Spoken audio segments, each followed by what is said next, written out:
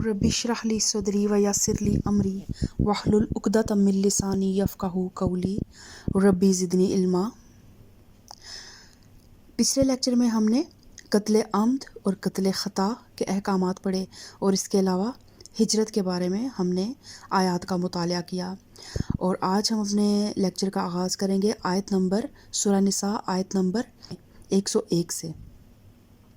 और इसमें कसर नमाज के अहकामात और इसके अलावा सलात खौफ के अहकामात का हम मुतालिया करेंगे। औज़ु बिल्लाहि मिनश शैतानिर रजीम बिस्मिल्लाहिर रहमानिर रहीम। व इज़ा दरबतुम फिल अर्दी फलैसा अलैकुम जुनाहुन अन तक़सुरू मिनस सलात। और जब तुम लोग सफ़र के लिए निकलो तो कोई मुज़ायका नहीं कि अगर नमाज में इख्तिसार कर दो, ख़ुसूसन जब कि तुम्हें अंदेशा हो कि काफिर तुम्हें सताएंगे, क्योंकि वो खुल्लम खुल्ला तुम्हारी दुश्मनी पर तुले हुए हैं। तो अब ये जो पहला हुक्म है ना कि जब तुम सफ़र के लिए निकलो तो कोई मुज़ायका नहीं कि नमाज में इख्तिसार कर लो, ये ज़माना अमन के सफ़र में कसर का हुक्म है। और इसका हुक्म यह है कि जिन औकात की नमाज में 4 रकतें फ़र्ज़ हैं, इनमें 2 रकतें पढ़ी जाएं। और हालत जंग में कसर के लिए कोई हद मुकर्रर नहीं है। जंगी हालात में जिस तरह भी इजाज़त हो, हालात के मुताबिक नमाज पढ़ने का हुक्म दिया गया है। जमात का मौका हो तो जमात से पढ़ी जाए, वरना फ़र्दन फ़र्दन नमाज पढ़ी जाए। अगर किबला रुख नहीं हो सकते तो जिस तरफ भी आपको मौका मिले उस तरफ रुख करके नमाज अदा करें। सवारी पर बैठे हुए, चलते हुए भी नमाज पढ़ सकते हैं। और अगर रुकू और सजूद मुमकिन ना हो तो इशारे से ही जो है ना आप नमाज अदा करें। और ज़रूरत पड़े तो नमाज ही की हालत में आप चल भी सकते हैं। और इवन अगर कपड़ों पर खून तक भी लगा हो तब भी कोई मुज़ायका नहीं है। और इन सब आसानियों के बावजूद अगर ऐसी पुरख़तर हालत हो कि किसी तरह भी नमाज ना पढ़ी जा सके तो फिर आप मजबूरन नमाज को मुअख्खर कर सकते हैं, जिस तरह के ग़ज़वा खंदक के मौके पर हुआ। और इस अमर में इख्तिलाफ़ है कि सफ़र में सिर्फ़ फ़र्ज़ पढ़े जाएँ या सुनते भी। तो नबी करीम सल्लल्लाहु अलैहि वसल्लम के अमल से जो कुछ साबित है वो ये है कि आप सफ़र में फ़जर की सुन्नतों और इशा के वितर का तो इल्तिज़ाम फरमाते थे, मगर बाकी औकात में सिर्फ़ फ़र्ज़ नमाज़ पढ़ते थे। सुनते पढ़ने का इल्तिज़ाम आपसे साबित नहीं है। अलबत्ता नफल नमाज़ों का जब भी आपको मौका मिलता आप पढ़ लेते, हत्ता कि सवारी पर बैठे हुए भी पढ़ते रहते। इसी बिना पर हज़रत अब्दुल्ला बिन उमर ने लोगों को सफ़र में फ़जर के सिवा दूसरे औकात की सुन्नतें पढ़ने से मना किया है। और अक्सर उलमा जो है वो तर्क और फ़ेल दोनों को जायज़ करार देते हैं और इसे बंदे के इख्तियार पर छोड़ देते हैं। और हनफिया जो है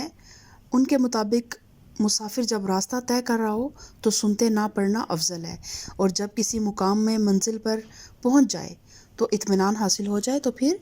सुनते पढ़ना अफजल है।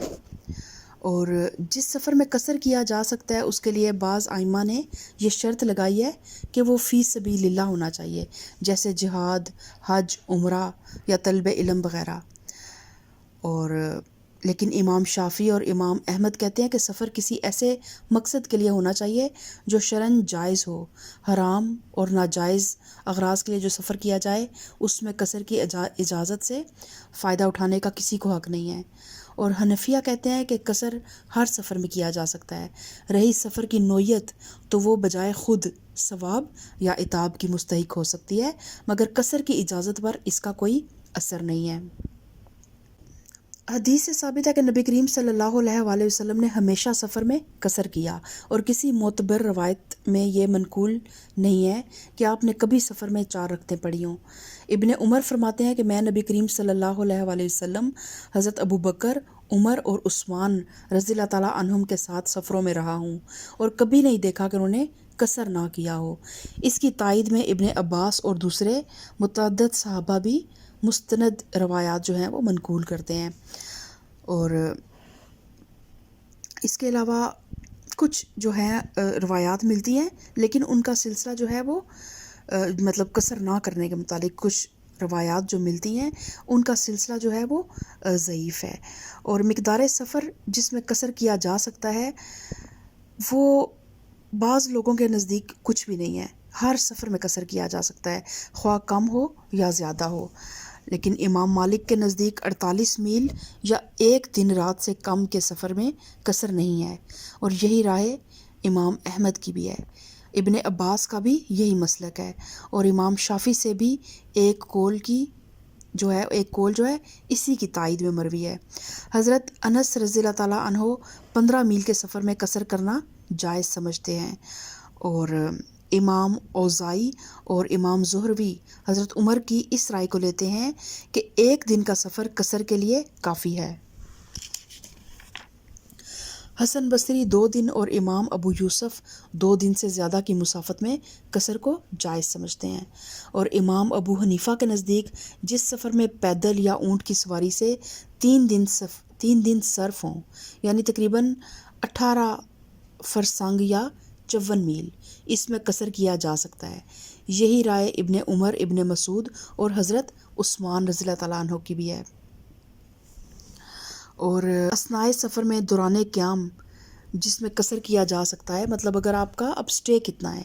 تو اس میں مختلف ائمہ کے نزدیک مختلف رائے ہے۔ امام احمد کے نزدیک جہاں آدمی نے 4 دن ٹھہرنے کا ارادہ کر لیا ہو وہاں پوری نماز پڑھنی ہوگی۔ امام مالک اور امام شافعی کے نزدیک جہاں 4 دن سے زیادہ قیام کا ارادہ ہو وہاں قصر جائز نہیں ہے، اور امام ابو حنیفہ کے نزدیک 15 دن یا اس سے زیادہ کی نیت قیام پر پوری نماز ادا کرنے کا حکم ہے، اور نبی کریم صلی اللہ علیہ وسلم جو ہیں اس باب میں ان کی کوئی صریح حکم جو ہے نا ہمیں نہیں ملتا۔ اور اگر کسی جگہ آدمی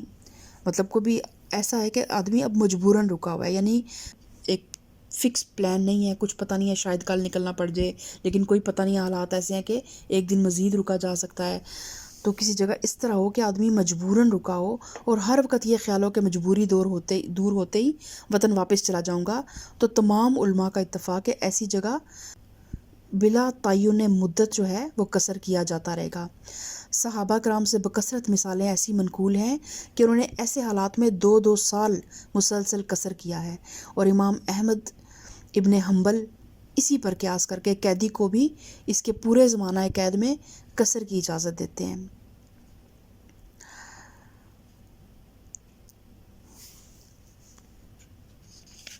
اور اللہ تعالیٰ فرماتا ہے کہ اور جب تم سفر کے لیے نکلو تو کوئی مضائقہ نہیں کہ اگر نماز میں اختصار کر دو، خصوصاً جب کہ تمہیں اندیشہ ہو کہ کافر تمہیں ستائیں گے، کیونکہ وہ کھلم کھلا تمہاری دشمنی پر تلے ہوئے ہیں۔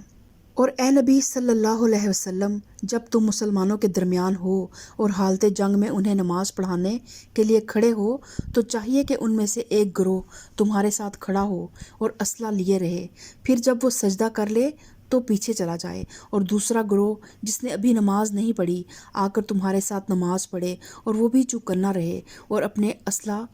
اپنا اسلحہ لیے رہے، کیونکہ کفار اس طاق میں ہیں کہ تم اپنے ہتھیاروں اور اپنے سامان کی طرف سے ذرا غافل ہو تو وہ تم پر یکبارگی ٹوٹ پڑیں۔ تو اب اس آیت سے ظاہریوں اور خارجیوں نے یہ مطلب لیا کہ قصر صرف حالت جنگ کے لیے ہے، اور حالت امن کے سفر میں قصر کرنا قرآن کے خلاف ہے، لیکن حدیث میں مستند روایات سے ثابت ہے کہ حضرت عمر رضی اللہ تعالیٰ عنہ نے جب یہی شبہ نبی کریم صلی اللہ علیہ وسلم کے سامنے پیش کیا تو آپ صلی اللہ علیہ وسلم نے فرمایا، یہ قصر کی اجازت ایک انعام ہے جو اللہ نے تمہیں بخشا ہے، لہٰذا اس کے انعام کو قبول کرو۔ اور یہ بات جو ہے نا قریب تواتر سے ثابت ہے کہ نبی کریم صلی اللہ علیہ وسلم نے امن اور خوف دونوں حالتوں کے سفر میں قصر فرمایا۔ اور ابن عباس تصریح کرتے ہیں کہ نبی کریم صلی اللہ علیہ وسلم مدینہ سے جب مکہ تشریف لے گئے اس وقت رب العالمین کے سوا کسی کا خوف نہیں تھا، مگر آپ نے 2 ہی رکعتیں پڑھی، یعنی کہ 4 رکعت کی جو نماز تھی اس کو 2 رکعتوں سے اس کا اختصار کیا اور قصر نماز پڑھی۔ اور امام ابو یوسف اور حسن بن زیاد نے ان الفاظ سے یہ گمان کیا ہے کہ صلاۃ خوف صرف نبی کریم صلی اللہ علیہ وسلم کے زمانے کے لیے مخصوص تھی، لیکن قرآن میں اس کی مثالیں بکثرت موجود ہیں کہ نبی کریم صلی اللہ علیہ وسلم کو مخاطب کر کے ایک حکم دیا گیا، اور پھر وہی حکم آپ کے بعد آپ کے جانشینوں کے لیے بھی ہے۔ اسی لیے صلاۃ خوف کو نبی کریم صلی اللہ علیہ وسلم کے ساتھ مخصوص کرنے کی کوئی ٹھوس وجہ نہیں ہے۔ پھر بکثرت جلیل القدر صحابہ کرام سے ثابت ہے کہ انہوں نے نبی کریم صلی اللہ علیہ وسلم کے بعد بھی صلاۃ خوف پڑھی ہے، اور اس باب میں کسی صحابی کا اختلاف مروی نہیں ہے۔ اور صلاۃ خوف کا یہ حکم اس صورت کے لیے ہے جب تم مسلمانوں کے درمیان حالت جنگ میں نماز پڑھانے کے لیے کھڑے ہو، تو چاہیے کہ ان میں سے ایک گروہ تمہارے ساتھ کھڑا ہو اور اسلحہ لیے رہے، اور پھر جب وہ سجدہ کر لے تو پیچھے چلا جائے، اور دوسرا گروہ جس نے ابھی نماز نہیں پڑھی آ کر تمہارے ساتھ نماز پڑھے، اور وہ بھی چکنا رہے اور اپنا اسلحہ لیے رہے۔ تو صلاۃ خوف کا یہ حکم اس صورت کے لیے جب کہ دشمن کے حملے کا خطرہ تو ہو، مگر عملاً مارکہ قتال جو ہے ابھی گرم نہ ہو۔ رہی یہ صورت کہ عملاً جنگ ہو رہی ہے، تو اس صورت میں حنفیہ کے نزدیک نماز مؤخر کر دی جائے گی،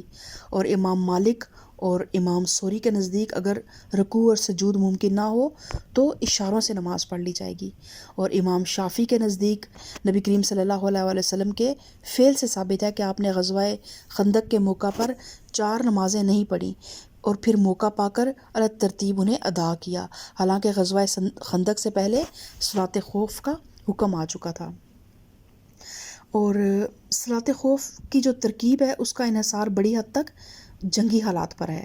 نبی کریم صلی اللہ علیہ وسلم نے مختلف حالات میں مختلف طریقوں سے نماز پڑھائی ہے، اور اس میں یہ ہے کہ امام وقت جو ہے نا وہ مجاز ہے کہ ان طریقوں میں سے اب جس طریقے کی وہ صورتحال اجازت دیتی ہے اس طریقے کو وہ اختیار کر لے۔ تو اس میں ایک طریقہ یہ ہے کہ فوج کا ایک حصہ امام کے ساتھ نماز پڑھے اور دوسرا حصہ دشمن کے مقابلے پر رہے، پھر جب ایک رکعت پوری ہو جائے تو پہلا حصہ سلام پھیر کر چلا جائے اور دوسرا حصہ آ کر دوسری رکعت امام کے ساتھ پوری کرے۔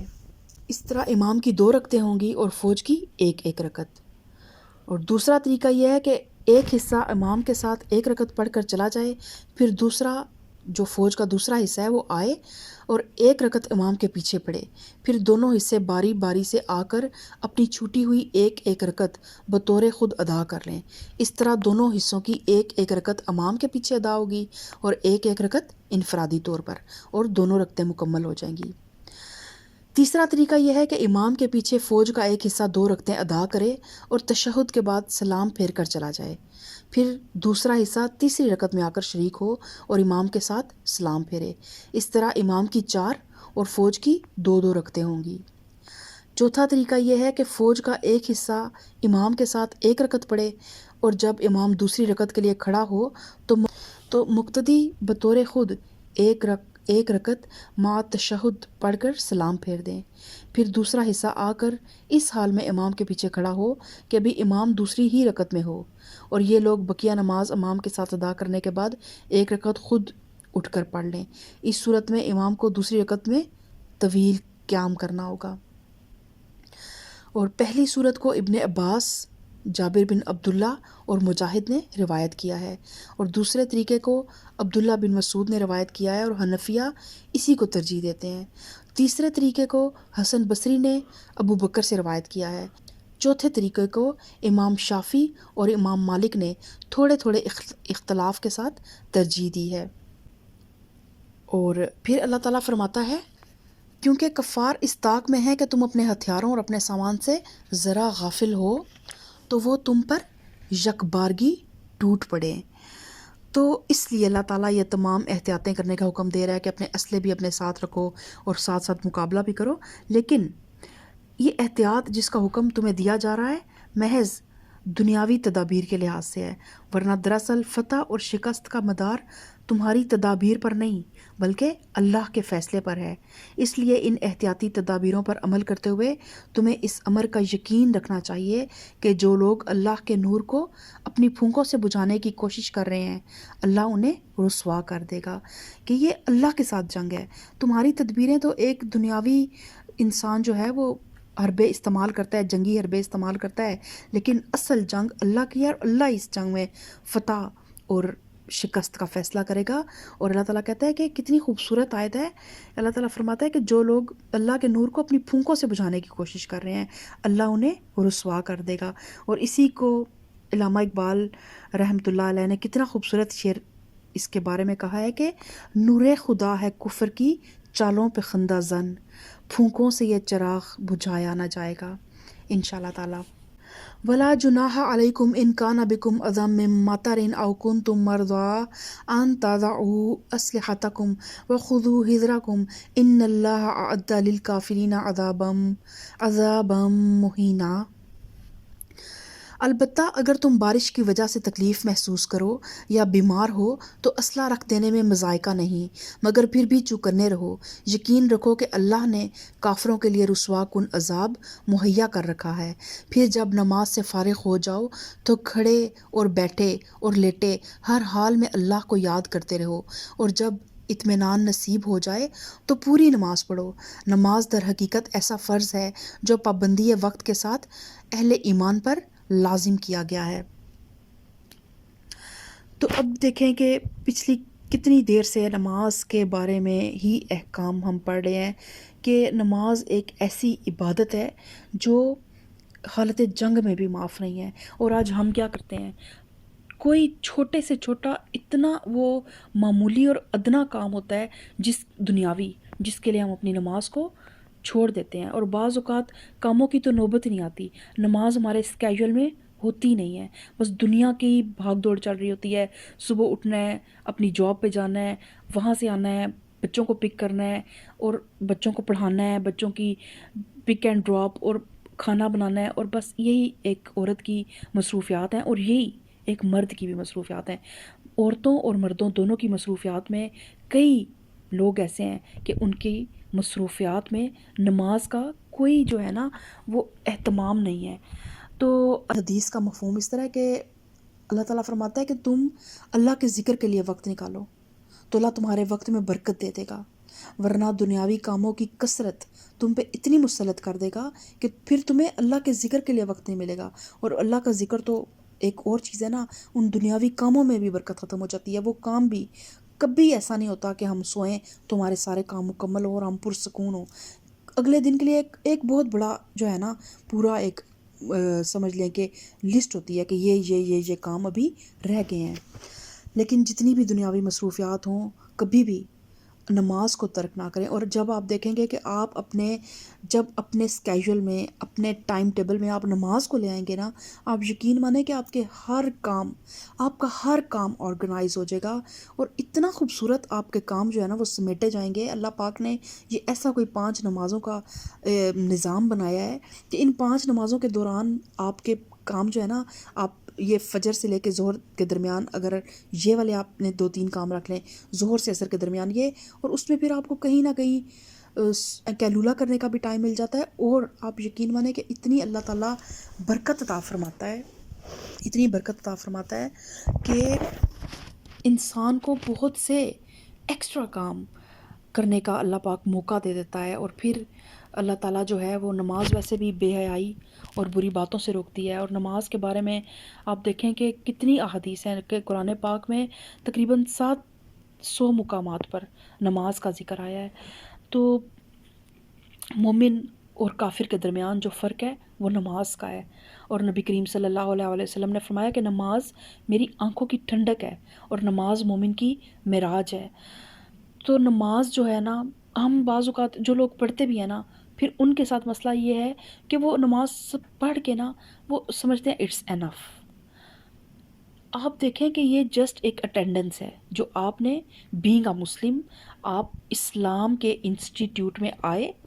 آپ نے اب بینگ اے مسلم اپنی اٹینڈنس لگائی کہ present 5 times in a day آپ نے اپنی اٹینڈنس لگانی ہے، اور یہ تو ہمارے پہ فرض ہے، یہ کوئی احسان نہیں ہے جو ہم کر رہے ہیں، یہ تو ہم اپنے اوپر احسان کریں گے اگر ہم پڑھ لیں گے۔ تو آپ دیکھیں کہ جب ہم دنیاوی اداروں میں ہوتے ہیں تو ہماری اٹینڈنس اگر شارٹ ہو تو پھر کیا ہوتا ہے، ہمیں ایگزام میں بیٹھنے نہیں دیا جاتا، ہمارے رزلٹ سارے ڈسٹرب ہو جاتے ہیں۔ تو یہ نماز جو ہے نا، یہ ہمارے اس آخری جو یوم الدین ہے نا، اس کے سارے جو بھی ہمارے نتائج نکلنے ہیں ان میں بہت اہم کردار یہ نماز ادا کرے گی۔ جب ہماری اٹینڈنس پوری ہوگی تبھی ہمارے باقی اعمال بھی قابل قبول ہوں گے۔ اللہ تعالیٰ جو ہے وہ تو مالک یوم الدین ہے، وہ تو مالک بھی ہے، وہ ملک بھی ہے، وہ بادشاہ ہے، وہ اس کی ذات بے نیاز ہے ان چیزوں سے، عبادات سے، اس کے معاملات وہ جانتا ہے کہ وہ کیا کرے گا، چاہے تو وہ کتنے گناہ گار بندے کو اللہ تعالیٰ اس وقت پتہ نہیں اس کی کس نیکی کے صدقے کون سے رتبے دے دے، لیکن ہمیں جو احکام قرآن میں ملے ہیں، جو نبی کریم صلی اللہ علیہ وآلہ وسلم نے ہمیں دیے ہیں، ان کے مطابق ہمیں نماز کے اوپر کبھی بھی کمپرومائز نہیں کرنا چاہیے۔ اور اگر آپ سٹارٹ کریں، فرائض سے آغاز کر لیں کہ چلیں اگر آپ سنت نہیں بھی پڑھتے تو ایٹ لیسٹ آپ فرض نماز جو 4 فرض ظہر کے، 4 عصر کے، 3 مغرب کے اور عشاء کی بھی مختصر نماز پڑھ لیں، کم سے کم فرائض کی اور وتر پڑھ لیں، سنت موقدہ۔ پھر وقت آئے گا اللہ تعالیٰ جب آپ فرائض پڑھنے لگ پڑتے ہیں نا، اللہ تعالیٰ خود ہی آپ کو اتنی محبت دے دیتا ہے، اتنی چاشنی ہے کہ اللہ تعالیٰ پھر آپ کو سنتوں کی طرف بھی لے جائے گا، پھر اللہ تعالیٰ آپ کو خود ہی نوافل کی طرف بھی لے جائے گا، لیکن قدم آپ نے بڑھانا ہے۔ آپ کو پتہ ہے ہدایت ایک ایسی چیز ہے جو طلب کرنے والے کو ملتی ہے، باقی ہر چیز اللہ تعالیٰ دے دیتا ہے، دولت، پیسہ، اولاد، آپ مانگے نہ مانگیں آپ کو کیسے اللہ پاک دے دے گا جب آپ کے نصیب میں لکھی ہوگی، لیکن ہدایت جو ہے نا وہ ہدایت کے طالب کو ہی ملتی ہے۔ اور ہدایت پانے کے لیے جو سب سے پہلا ہے نا قدم، وہ یہی ہے کہ کم سے کم ہم اسلام کے یہ 5 بنیادی اراکین ہیں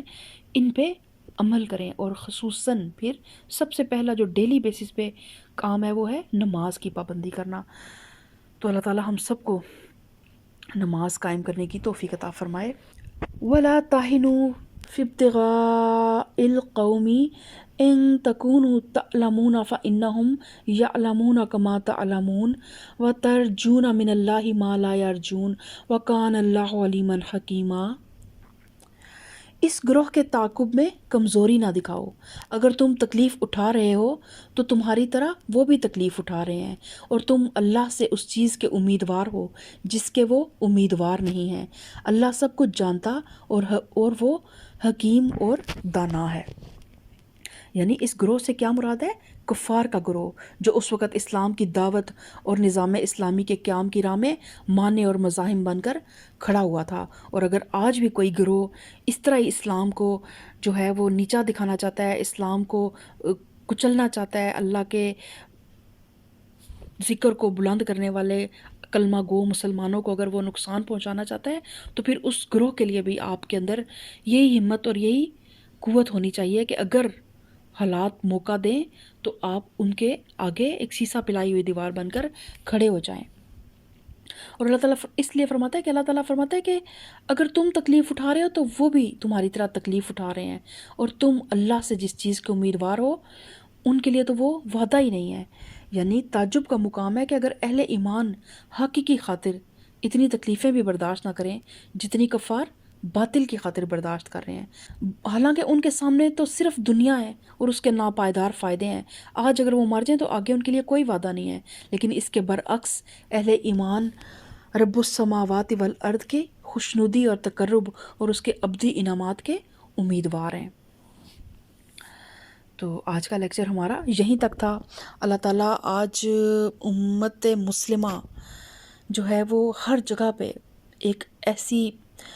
جو ہے ایک آگ پھیل چکی ہے